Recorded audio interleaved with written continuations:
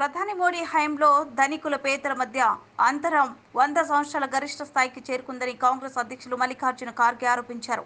కేరళలోని చెంగనూరులో ఎన్నికల ప్రచారంలో ఖార్గే పాల్గొన్నారు. ఈ సందర్భంగా ఆయన మాట్లాడుతూ గత 10 ఏళ్లలో మోడీ తన స్నేహితుల కోసమే పనిచేశారని ఆరోపించారు.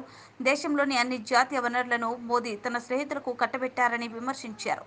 విమానాశ్రయాలు, ఓడరేవులు, బొగ్గు గనులు, పవర్ ప్లాంట్లు అతి తక్కువ ధరలకు కేటాయించారని తెలిపారు. మోదీ ప్రభుత్వం ఏర్పాటైన 9 ఏళ్లలో 1,00,000 మందికి పైగా రైతులు ఆత్మహత్యలు చేసుకున్నారని ఆవేదన వ్యక్తం చేశారు.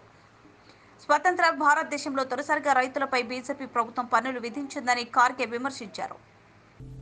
ನಮ್ಮ ಪ್ರಜಾಪ್ರಭುತ್ವವನ್ನ ಉಳಿಸಬೇಕು.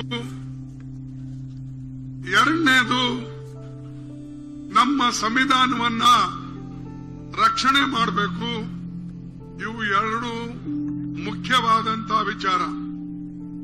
ಇವು ಎರಡು ವಿಚಾರದಲ್ಲಿ ನೀವು ಮತವನ್ನ ಕೊಟ್ರೆ ಅದು ಕಾಂಗ್ರೆಸ್ ಪಾರ್ಟಿಗೆ ಹಸ್ತಕ್ಕೆ ಬರ್ತದೆ. ನೀವು ಹಸ್ತಕ್ಕೆ ಮತ ಕೊಡದೆ ಹೋದರೆ ಖಂಡಿತವಾಗಿ ಈ ದೇಶದಲ್ಲಿ ಸಂವಿಧಾನ ಇರೋದಿಲ್ಲ, ಪ್ರಜಾಪ್ರಭುತ್ವ ಇರೋದಿಲ್ಲ ಮತ್ತು ಮೋದಿ ಅವರು